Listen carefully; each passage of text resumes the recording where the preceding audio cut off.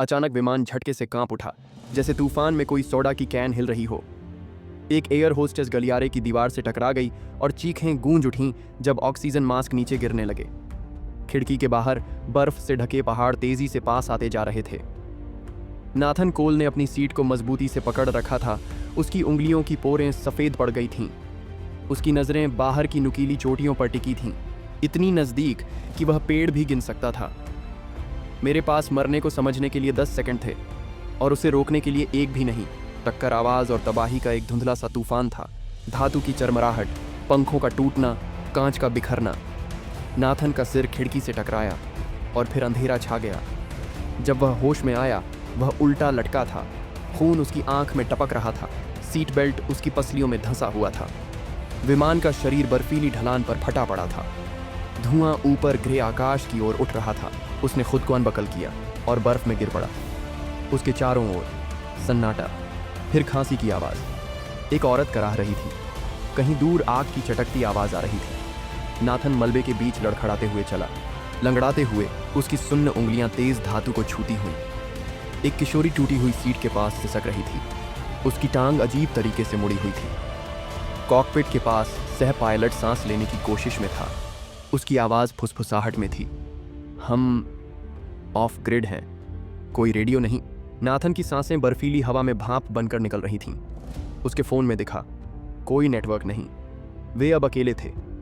Rocky पर्वतों के पीछे सूरज तेजी से डूब रहा था। ठंड असहनीय हो गई थी, जैसे सैकड़ों सुइयां चमड़ी में चुभ रही हों। नाथन ने जो कुछ मिल सका इकट्ठा किया। सीट कुशन, खाने की ट्रे, कोई भी ज्वलनशील चीज़। उसने फटे हुए धड़ के अंदर आग जलाई और लड़की को सिल्वर इमरजेंसी ब्लैंकेट में लपेट दिया। अपनी आंखें खुली रखना, उसने कहा जब खिड़कियों पर बर्फ जमती जा रही थी। सह पायलट होश में आता और फिर बेहोश हो जाता। ये इलाका, खोजी विमान नहीं आते, कई दिन लग सकते हैं। नाथन पास की एक बर्फीली चोटी पर चढ़ा, शायद सिग्नल मिल जाए। उसके बूट गहराई तक धंस रहे थे। हवा उसके कानों में चीख रही थी। उसने कांपते हुए हाथ से फ़ोन उठाया। अब भी कुछ नहीं। फिर एक लंबी धीमी सी गुर्राहट पेड़ों के बीच से गूंजी। भेड़िए! उसने तेजी से मुड़कर देखा, लेकिन बर्फ में फिसल गया। हवा में फिर से वही गुर्राहट आई, इस बार और करीब। उस रात आग के पास सिकुड़कर बैठे हुए नाथन ने अपने बटुए से एक भीगी हुई तस्वीर निकाली। उसकी बेटी एमिली, 8 साल की, सुनहरे बाल, बड़ी मुस्कान। मैंने वादा किया था कि वापस आऊंगा, उसने आग से कहा। तो मैं ज़रूर आऊंगा। पीछे लड़की हिली। नाथन उठ खड़ा हुआ और आग में और मलबा डालने लगा। अब डर का वक्त नहीं था, सिर्फ करने का। सुबह होते ही सह पायलट शांत था। नाथन ने उसकी गर्दन पर उंगलियां रखी। कोई नब्ज नहीं थी। उसने लड़की की ओर देखा, जो चुपचाप घूर रही थी। उसने हमें बचाया, नाथन ने कहा, हालांकि उसे खुद यकीन नहीं था।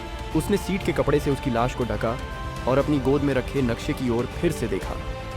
ट्रेल मैप के अनुसार एक रेंजर स्टेशन लगभग 15 मील दक्षिण पश्चिम में था। नाथन ने एक छोटा किट पैक किया। पानी की बोतल, स्नैक बार, फ्लेयर गन और एक स्कार्फ, जो किसी यात्री के बैग से लिया था। उसने लड़की से कहा, मैं जाऊंगा, अगर मैं 2 दिन में वापस ना आऊं तो फ्लेयर लेकर पूर्व की ओर निकलना। वह उसकी आस्तीन पकड़कर बोली, तुम लौटोगे ना? उसने कोई जवाब नहीं दिया। वह घुटनों तक बर्फ में चला। हर कदम उसकी ताकत चूस रहा था। पहाड़ उसके चारों ओर पत्थर के दैत्य की तरह खड़े थे। वह सिर्फ अपनी सांसें, बर्फ की चरमराहट और पेड़ों की चटकती आवाज़ सुन सकता था। उसके होंठ फट गए थे। उसकी उंगलियों का एहसास जाता रहा था, लेकिन वह चलता रहा। एक गलत कदम, वह पतली बर्फ के नीचे छिपे नाले में गिर गया।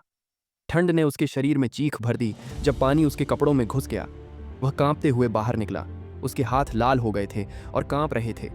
वह घुटनों के बल गिर पड़ा और खाली जंगल की ओर चीख पड़ा, कोई है? मदद करो! केवल हवा ने जवाब दिया। फिर उसके मन में एमिली की आवाज़ गूंजी, घर आ जाओ डैडी। धुआं, दूर पेड़ों के ऊपर एक पतली लकीर उठती हुई। वह आगे बढ़ा, कभी रेंगते हुए, जब तक उसे वह दिखा। एक पुराना लकड़ी का केबिन, जिसकी खिड़कियां बर्फ से ढकी थीं। अंदर जलावन की लकड़ियां, एक पुराना स्टोव, धूल भरे कंबल। उसने आग जलाई और उसके पास गिर पड़ा। उसका पूरा शरीर कांप रहा था और उसके गीले कपड़ों से भाप उठ रही थी। दीवार पर एक पुराना हाइकिंग मैप, लाल मार्कर से गोला बना था, फॉरेस्ट रेंजर आउटपोस्ट, 7 मील पश्चिम। नाथन झुक गया। यही था उसका रास्ता बाहर। उसने उस आउटपोस्ट को फिर से एक पेंसिल से घेरा, जैसे कोई वादा कर रहा हो। अगली सुबह आसमान ग्रे हो गया, बर्फ और भारी गिरने लगी। जब वह घाटी के बीच में पहुंचा, जमीन कांपी। फिर एक गूंजती हुई आवाज, हिमस्खलन। नाथन दौड़ा, फिर फिसला। बर्फ उसके चारों ओर लहरों की तरह फूट पड़ी। एक पेड़ उसके शरीर से टकराया और फिर सब कुछ काला हो गया। जब उसकी आंख खुली, वह अंधेरे में था। वह हिल नहीं सकता था। ऊपर बर्फ जमी हुई थी, हवा पतली थी। घबराहट उमड़ पड़ी। उसने ऊपर की ओर हाथ चलाए, बेतहाशा। उसकी उंगलियों को रोशनी छुई। फिर किसी ने उसकी कलाई पकड़ ली। एक रेंजर ने उसे खींचकर बाहर निकाला और एक स्नोमोबाइल तक ले गया। नाथन मुश्किल से होश में बुदबुदाया, प्लेन क्रैश, सर्वाइवर्स 6 मील पीछे। रेंजर की आंखें तेज हो गईं। हम उन्हें ले आएंगे। उसने मुख्यालय को रेडियो किया। सिग्नल चला गया।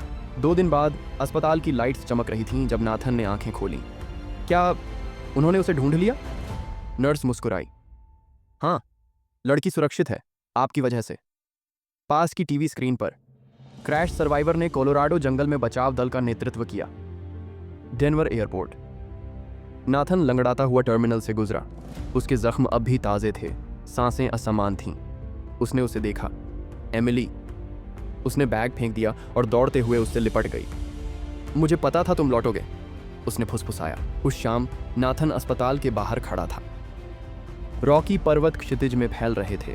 बर्फ शाम के धुंधलके में चमक रही थी। कभी कभी उसने धीरे से कहा, तुम खुद के लिए नहीं बचते, तुम उनके लिए बचते हो जो अब भी इंतजार कर रहे हैं।